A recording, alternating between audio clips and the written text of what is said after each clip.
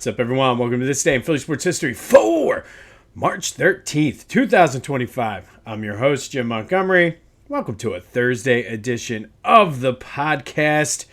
A free agent Thursday. What will Howie do next? I don't know. We'll talk about it here in a minute.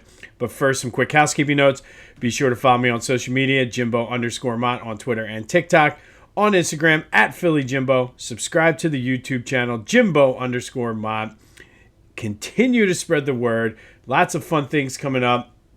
Got something I'm going to do this weekend, and then have some subsequent ideas and segments on the show coming up, so stay tuned for that. Be sure to check out our friends at the onpattison.com site. Lots of great Philly sports coverage. The email newsletter delivered right to your inbox, but they really get it. Great guys working over there. John and his crew with the newsletter as well. We're featured in the newsletter a couple times a week. So go check out onpattison.com. You won't be disappointed with their coverage, and give them a follow. The Philadelphia Sports Hall of Fame Ballot is live. Time is slowly running out to get your chance in to win those 2 free VIP tickets. All you need to do is follow the link in the description, fill out your ballot, and if it most closely resembles the actual induction class, you will win those 2 VIP tickets. Tomorrow is the deadline for that, so get it in if you haven't done so already. The ceremony itself is a lot of fun, so fill out your ballot. Get your voice heard and have a chance to win those 2 free VIP tickets. All right, so let's start with the Sixers. Good loss last night, 118-105 to the Raptors, and it was kind of ugly. I actually attempted to watch this game. A couple of the college basketball games I was betting on were pretty much in hand and no shot of winning for the other one. So I was like, let me turn on the Sixers and try to watch a game. It was ugly. They did mount a little bit of a comeback. They were down like 20-some points in the third, but it was just brutal. Absolutely brutal. But as you're fighting for and jockeying for draft positioning, you want ugly. You definitely want ugly. There are some positive things, I guess, with what the young players are able to do. Quentin Grimes seems like he could be a decent player. But just an ugly game. I ended up falling asleep to the game. But the positive out of it is they are now tied with the Nets for the 5th spot. I believe I have to confirm this because the Nets and the Sixers have split the season series 2-2. I do think somehow the Sixers have the tiebreaker over the Nets, but I will confirm that. But they are kind of putting some distance between them and the play-in tournament. So hopefully that means we can take that off the radar. They are 5 games back of the play-in. I believe there's something like there's under 15 games left to play, I think, or maybe 17. So it might be 16 after last night's game. But the good news is I think hopefully we can put that conversation and that scenario to bed, and now it's just trying to focus on getting within the top 6. Now, if they don't finish within the top 6, they still can win the lottery and move up. But the odds are definitely stacked against them. So we need to get into that 6th spot. Even into the 5th spot would be nice. But they're only 4.5 back of the 4th spot, which, as ugly as this game has been and the teams with the injuries and everything, it could be well within reach to at least get to the top 4. And then obviously once you get to the top 4, the odds of getting into the top 3 increase exponentially. So I don't know. We that could be our silver lining for this Sixers season, but we'll continue to monitor their draft status as the season progresses. Phillies were off yesterday. They golfed at I forget what they called it, but they golfed. Had a good time, I guess. I'm not sure if they golfed at Clearwater Country Club or not. We went past Clearwater Country Club a couple times. Looked like a decent course. It looks like it was a public course. May have to try to go get 9 holes in or something next time I go down there. But we'll be back with more Phillies coverage tomorrow. All right, so let's go to the recap of yesterday's question of the day. And with everything that was going on, I asked, is it still in Howie we trust? Just because there's a lot of questions, people are kind of trying to figure out what his plan is. 84% of you said yes, it is still in Howie we trust. Joe from Dresser said he's looking ahead. He's got to make those moves to be able to set themselves up for the next couple years. And if you think back, he does do this every couple years where it seems like, what are you doing? Kind of resets everything. And I think that's why he's able to do so well with the cap, because it might look on the surface as we're taking a step back, but they're still going to be contenders. They're still going to be able to compete for a Super Bowl with the young core. But he kind of does take a move, or a year every now and then, to sort of reset things, look ahead. I'm hoping. I made the comment yesterday that he's playing chess when everybody else is playing checkers. I still continue to hope that's the case. Moose from Coatesville said it's a long process. Wait until after the draft, and then we can evaluate what he's done. You cannot evaluate it during the journey.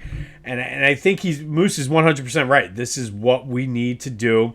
This is, if we react to everything, this is why Howie gets paid millions to be the general manager, and we're just the fans.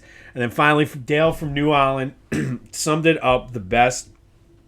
He's earned the benefit of the doubt, and I think that's right. Has he hit and made every move? Absolutely not.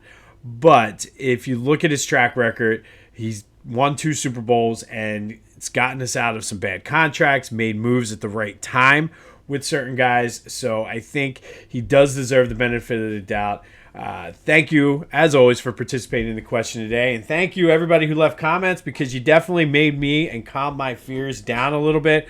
I'm more in Howie we trust camp now. So why don't we just kick up our feet and see what happens. There were some moves yesterday. Kenny Gainwell signed with the Steelers. And Kenny Gainwell was solid. I liked him as a backup. I think he does have potential when used. But I'm not going to cry here over Kenny Gainwell. They did replace him with A.J. Dillon, the former Packer, who sat out last season with an injury. I don't know much about his game. I was trying to research some things, and somebody, I think it was Bleeding Green Nation, interviewed their Green Bay counterpart. They said essentially he's a good dude. He definitely will fit into the culture of this team. Nice guy, not really coming in to cause waves. Will know his place behind Saquon. But I know he's a big back. I know he used to steal carries from Aaron Jones when I had Aaron Jones on my fantasy team. So I don't like him for that.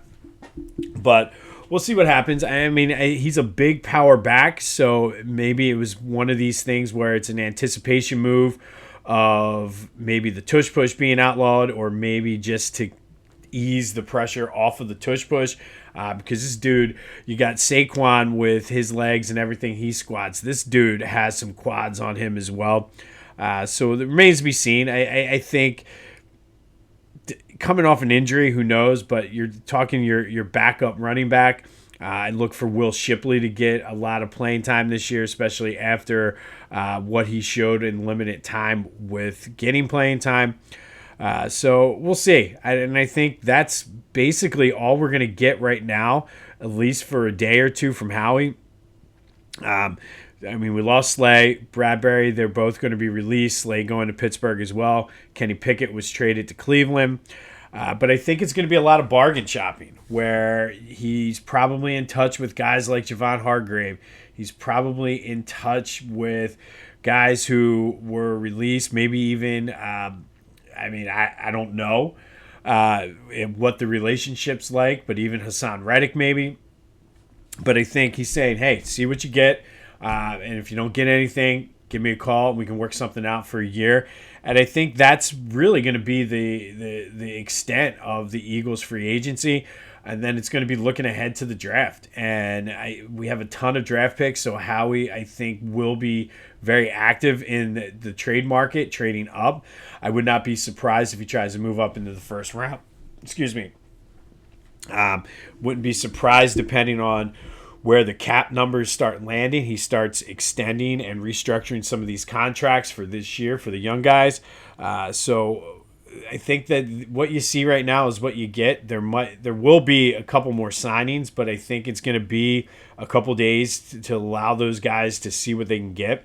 I wouldn't mind taking Javon Hargrave back. I wouldn't mind taking Hassan Reddick back. There is a need. You do need to replace Milton Williams and Josh Sweat on that line. I do think Jalix Hunt is going to be a decent player, but that has been one of the trademarks of this Eagles defense is the depth of that line. So I do look for some of those veteran guys to maybe come in on a one-year prove-it deal, similar to what and Howie has a track record of setting those guys up. I mean, Zach Ballin got paid to stay here, but we've seen it so many times where guys come in, prove it deal, and then go sign their contract somewhere else while helping the Eagles do it. I'm not sure what's going to happen with Mekhi Becton. Maybe it's going to be his prove it year deal. Maybe there's no market for him, and he actually comes back on another prove it deal. So we'll see what happens with that. But I think at this point, this is what you see is what you get with the Eagles.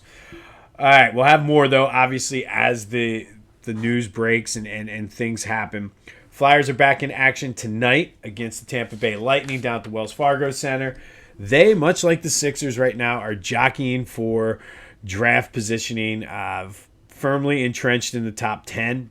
It's just going to be a matter kind of where in the top 10 the Flyers fall. And still lots of rumblings about the coach. I heard some people saying, well, how are these guys going to learn from being benched if you don't tell them why they're being benched? So I don't know if all is well in Flyers land and whether we might be having a new head coach come in. So stay tuned for that. All right, be sure to check out my boys over at the Clashing Conferences podcast. Lots of great things happening with their sports fan network. Go to clashingconferences.com for details on what they have to offer, what you can do. It's a sports fan network. Basically, you can go in, talk some trash, hang out with some dudes, meet some people. Like, it's just basically like a virtual bar where you can go have a drink, talk some trash, and have some fun while doing it. So go check them out, clashingconferences.com. The podcasts are all available wherever you get your podcasts, as well as on YouTube. And then go to Philly Goat. Lots of great things over at Philly Goat, whether it's shirts, it's getting ready to be bathing suit season. They have some bathing suits. They have the golf shirts. So, I mean, you name it. If you can think of it, Philly Goat has it, and it's all Philly themed and Philly sports related. So go check out the site, phillygoat.com. Be sure to use that promo code Jim Montgomery to take 10% off your order. That's phillygoat.com. Promo code Jim Montgomery to take 10% off of your order.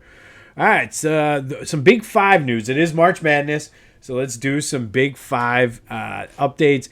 Villanova will play UConn tonight in the Big East. I believe it's the quarterfinals because their final is... No. I'm not sure which round it is. Either way, UConn takes on, or Villanova takes on UConn tonight. I think it is the quarterfinals because I think their final is Saturday night, and Nova's a 6 seed and UConn's a 3. So I think it's the quarterfinals. Tough game for Nova. Must win for them if they want to get into the tournament. Also, if they want to save Kyle Neptune's job. So that's a huge game tonight in the Big East. LaSalle and St. Joe's take on each other in the A10. I believe this is the first round for them. So I should have. I apologize. I should have checked that out. I used to know, but then a lot of these. I think the A10 now plays their final on Sunday now as well. But either way, LaSalle takes on St. Joe's in the A10 tournament. Could this be Fran Dunphy's last game ever as coach, or can he pull off the upset of the Hawks and keep coaching for at least one more game? My Temple Owls are in action tonight against the Tulane Green Wave. Temple's a 7 seed in the American. Drexel has been eliminated in the CAA tournament. And the Drexel women are still the only team on the women's bracket alive. They open up their CAA tournament on tomorrow. They are the 4th seed. So we have some teams to be rooting for. All of these teams need to win their conference tournaments to get into the big dance. But we'll continue to follow them as we go because, like I said, it's March Madness. Used to be a much bigger deal in Philly in the Big Five, but our teams have fallen on hard times. I think Temple certainly can make a run and in the AAC if Jamal Mashburn Jr. comes back. He's been dealing with a foot injury. I think St. Joe's could make a run in the Atlantic 10 if things go well. I think Nova's going to lose tonight, to be completely honest. And I think for the sake of the team and the fans, I think it might be time to move on from Kyle Neptune. And we can root for the Drexel women. All right. So keeping with the free agency theme this week, I decided to do something a little different today. And ordinarily I wouldn't do this, but let's have some fun with free agency. And we're going to go back to 1987. And on this day in 1987, the Phillies were coming off an 86-win season, a second-place finish in the National League East. They were coming off a season where Mike Schmidt was the MVP, but they finished 21 and a half games behind the Mets. That's how good that 86 Mets team was. Phillies won 86 games, second place, 21 and a half games behind the Mets. Mike Schmidt, to that point, was the only person to win the MVP on a team that finished that far out of first place. So hopes were kind of high, though. Mike was coming off the MVP season. And so on this day, they made a splashy free agent signing when this guy could not come to an agreement with the Detroit Tigers. This free agent signing was a 6-time All-Star. He was a World Series champion. He was a 3-time Gold Glover, 5-time Silver Slugger, and was supposed to help this offense behind Mike Schmidt and help improve their defense. He was a catcher, and he went by the name of Lance Parrish.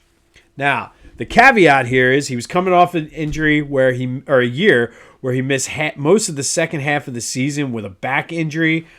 But hopes were still high. That's part of. He couldn't come out to an agreement with the Tigers. Phillies was like, "Hey, we'll pay you. We'll give you a 2-year contract, and come be our Robin to Mike Schmidt's Batman." That's what the Phillies thought they were getting. What they got was a .257 hitter with 17 home runs, which was his lowest non-strike total of his career. He grounded into 23 double plays, which was second most in the National League. They got a guy who simply couldn't play defense, probably because of back problems, probably a little bit because the rest of the team around him wasn't that good. But this dude ended up allowing 142 stolen bases, most in the league. And then in 1988, the next year, everybody else on the team was a year older, including Schmitty. It was worse. He hit .215 with a .370 slugging, somehow made an all-star team, which I think is more an indictment of how bad catching was in the National League in 1988. You didn't quite have Benito Santiago ready for primetime yet, I guess. But somehow Lance Parrish was an all-star. He did make it a little bit more consistent on his defense. But it just was not. It was a failed experiment for the Phillies. I remember as a kid thinking, this guy, I couldn't believe it. Like, because I had his baseball card, I knew all the stats. I was like, this is a great signing for the Phillies, and just was a complete and total bust. Traded to the California Angels at the time, and of course became an all-star in 1990, won the Silver Slugger, magically goes back to the American League and remembers how to play. Lance Parrish, to me, sort of marked the beginning of the end of the Mike Schmidt era and leading us into those dark days of Phillies baseball. And look, I'm not saying that Lance Parrish is the reason for the decline of Mike Schmidt and the fact that we had Rick Shue and Chris James and all those kind of guys, Steve Jeltz on the team. Not saying Lance Parrish is responsible for that, but I'm also not saying he's not responsible for that. Just throwing it out there. But on this day, back in 1987, the Phillies made a big, splashy free agent signing when they brought in Lance Parrish, who was an All-Star, was a Silver Slugger Award winner, a former World Series champion, to team up with Mike Schmidt on a team that actually wasn't too bad or had potential to be good. And he just completely forgot how to play, got traded away, and then remembered how to play. So thanks for that, Lance Parrish. But that does lead to today's question of the day. And I think there's a lot of people that could fit into this criteria, but who is the Phillies' worst free agent signing of all time? Is it Lance Parrish? Is Adam Eaton? Greg Jeffries? Jake Arrieta? I think you could throw Danny Tartabull in, but I mean, he only played 3 games, so I mean, I guess from a value standpoint, that was bad. David Bell gets brought up a lot, but I don't think Bell was as bad as everybody thinks he was. I think he was kind of in that Greg Jeffries where he was good enough. He was average, but I think the expectations were high for him. And then, I mean, even looking at this current team, you could put absolutely Taijuan Walker on there. So let me know, who's the worst free agent signing in Phillies history? 267-495-8531. That'll get you into the Back to the Future voice and text line. Get that. Anything else Phillies sports related off your chest. Anybody else out there remember being excited for the Phillies signing Lance Parrish?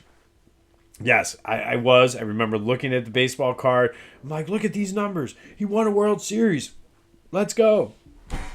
Didn't work out. So if you were excited for Lance Parrish like I was as an 8-year-old or a 9-year-old, let me know that too. Let's have some fun with this on a Thursday. And then finally today, our Big 5 Women's Hall of Fame spotlight is on Trish Juhline.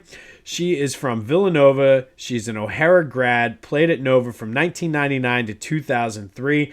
She was the leader of a team that went 28-6, won the Big East Championship when they upset number 1 ranked UConn, who was on a 70-game winning streak that made a run all the way to the Elite Eight, first time in Phillies college basketball history that one of the women's teams made it that far.